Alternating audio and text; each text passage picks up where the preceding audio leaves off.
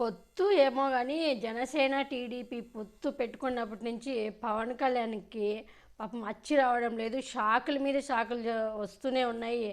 అసలు పాపం కష్టపడిన 10 ఏళ్ళ నుంచి కష్టపడిన నాయకులందరూ ఇప్పుడు పవన్ కళ్యాణ్కి షాక్ ఇస్తున్నారు, రాజీనామాలు చేస్తున్నారు. ఇంకా వాళ్ళకి అర్థమైపోయింది మాకు భవిష్యత్తు లేదని. అందుకే మొన్నటి వరకు చూసాం, ఈ రోజు వరకు కూడా చూసాం ఎంతమంది మంగళగిరిలో నాయకులు, తర్వాత వినుకొండ, చాలామంది, ఇంకా ఎంతమంది కొంచెం ఫీల్డ్లో ఎవరైనా పనిచేసిన నాయకులందరూ, చిన్న చిన్న నాయకులందరూ రాజీనామా చేసేసినారు. జనసేనకి ఇంకా భవిష్యత్తు లేదని అర్థమైపోయింది.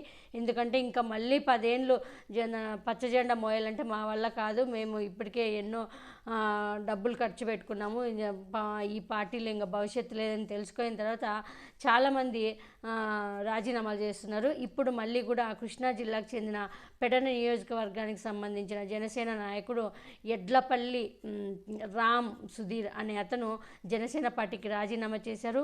సీఎం జగన్మోహన్ రెడ్డి సమక్షంలో వైఎస్ఆర్సీపీ పార్టీలో చేశారు. జగన్మోహన్ రెడ్డి గారు కండువ వేసి వైఎస్ఆర్సీపీ పార్టీలోకి ఆహ్వానించారు.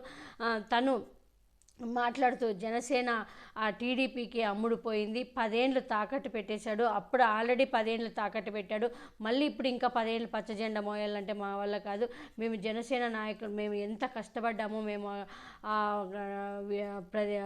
ఫీల్డ్లో తిరిగి డెవలప్ చేయాల జనసేన పార్టీని మేము ప్రత్యామ్నాయంగా వైఎస్ఆర్సీపీకి తీసుకురావాలని చూస్తుంటే, కానీ పవన్ కళ్యాణ్ ఏమో టీడీపీకి, చంద్రబాబు నాయుడికి ప్యాకేజీ తీసుకొని మా లాంటి వాళ్ళందరినీ అమ్మేయాలని చూస్తున్నాడు, తాకట్టు పెట్టాలని చూస్తున్నాడు అంటూ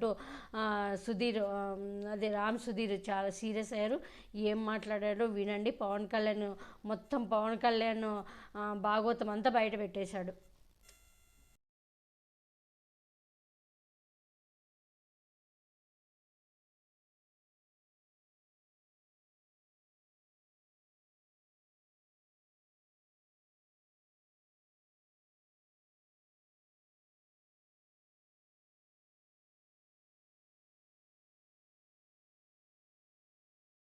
ఈ జనసేన పార్టీలో ఒకటే, పనిచేసే నాయకుడు గాని, కష్టపడే కార్యకర్త గాని వీళ్ళకి అవసరం లేదు. వీళ్ళు ఈ రోజు కూడా టీడీపీతో వీళ్ళు చేసేది ముసుగు రాజకీయాలు. ఏ రోజునైనా గత 3 సంవత్సరాల క్రితమే పొత్తు కన్ఫర్మ్ చేసుకుని నాయకుల్ని, కార్యకర్తలను ప్రలోభాలకు గురి చేస్తూ మొన్నటికి మొన్న నారా చంద్రబాబు నాయుడు గారిని అరెస్ట్ చేయగానే ఈయన తొందరగా పరిగెత్తుకుంటూ వెళ్ళిపోయి పొత్తు కన్ఫర్మ్ చేసి పొత్తులో ఉన్నామని ప్రకటించారు. నేను ఒకటే అడుగుతున్నా, ఇన్నాళ్ళ నుంచి పనిచేసిన నాయకులు గాని, కార్యకర్తలు గాని మీరు సంప్రదించారా? మేమంతా 2019 ఎలక్షన్ తర్వాత మేమంతా మీ నాయకత్వాన్ని బలోపేతం చేయాలని ఈ పార్టీలో, జనసేన పార్టీలో మేము ఏ రకంగా కష్టపడాలో కష్టపడ్డాం. కానీ మీరేం చేస్తున్నారు? ఈ రోజు కూడా చంద్రబాబు నాయకత్వాన్ని బలపరచాలనుకుంటున్నారు. 2018 నేను ఒకటే మీడియా ముఖంగా అడుగుతున్నా, 2018లో మీ అమ్మగారిని నారా లోకేష్ మీడియా ముఖంగా దూషించలేదా? మరి ఆ రోజున మీరేం చెప్పారు సమాధానం? ఈ రోజున అదే టీడీపీతో మీరు ఏ రకంగా పొత్తుకెళ్లాలనుకుంటున్నారు? అంటే మొన్న సభలో, మంగళగిరి జరిగిన సభలో ఒక మాట అన్నాడు, ఉంటే ఉండండి లేకపోతే వెళ్ళిపోండి. ఒక నాయకుడి లక్షణం అదేనా? ఒక కార్యకర్తను గాని, నాయకుడిని గాని ఉంటే ఉండండి, పార్టీలోంచి వెళ్ళిపోండి అనే నాయకుడి లక్షణమేనా? నేను ఒకటే అడుగుతున్నా, టీడీపీని విమర్శిస్తే వైసీపీ కోవట్టంట. మరి 2018లో మీ తల్లి గారిని దూషించినప్పుడు మరి మీరేంటి? మేము ఈ 2024లో కూడా మీ నాయకత్వాన్ని బలోపేతం చేయడానికి మా సాయశక్తుల, అటు ఆర్థికంగా గాని అన్ని రకాలుగా మేము పార్టీ కోసం కష్టపడి చేస్తే ఈ రోజున మాకు తగ్గిన గౌరవం ఏంటంటే కోవట్. మేము ఒకటే సూటిగా ప్రశ్నిస్తున్నా, మీరు మీడియా ముఖంగా నేను ఒకటే ప్రశ్నిస్తున్నా ఈ పార్టీని, మీరు ముసుగు రాజకీయాలు చేయొద్దు. మీరు చేయడం వల్ల, మేము చేసే ముసుగు రాజకీయాల వల్ల ఈ రోజున అనేక మంది నాయకులు, కార్యకర్తలు కూడా చాలా ఇబ్బందులకు గురవుతున్నారు.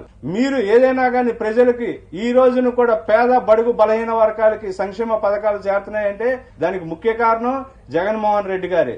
మీరు ఈ రోజు కూడా ప్రజలను మభ్యపెట్టి ఈ 2 పార్టీలు కలిస్తే ఏదో ప్రబంధనం సృష్టిస్తుంది, మేము రాబోతున్నాం అని చెప్తున్నారు కానీ ప్రగల్భాలు.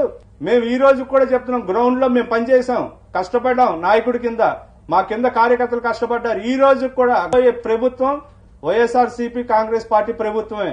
మీకు ఈ రోజుకైనా మేము పవన్ కళ్యాణ్ గారిని ఒకటే కోరుకుంటున్నాం, పనిచేసే కార్యకర్తలను కాపాడుకోండి, నాయకులను కాపాడుకోండి. ఉంటే ఉండండి, పోతే పోవండి అంటే కాదు. ఈ రోజు కూడా ఒకటే, మిమ్మల్ని చూసి ఎందుకు ఓటేయాలి? నేను అడిగే ప్రశ్న ఒకటే, నన్ను 2019లో మీరు నన్ను గెలిపించుకోలేకపోయారా అన్నారు. 2024లో మిమ్మల్ని ఏ విధంగా చూసి ఓటేయాలని మీడియా ముఖంగా కోరుతూ ఈ కార్యక్రమానికి వచ్చిన మీడియా మిత్రులందరికీ మరొకసారి ధన్యవాదాలు తెలియజేసుకుంటూ ముగిస్తున్నాను.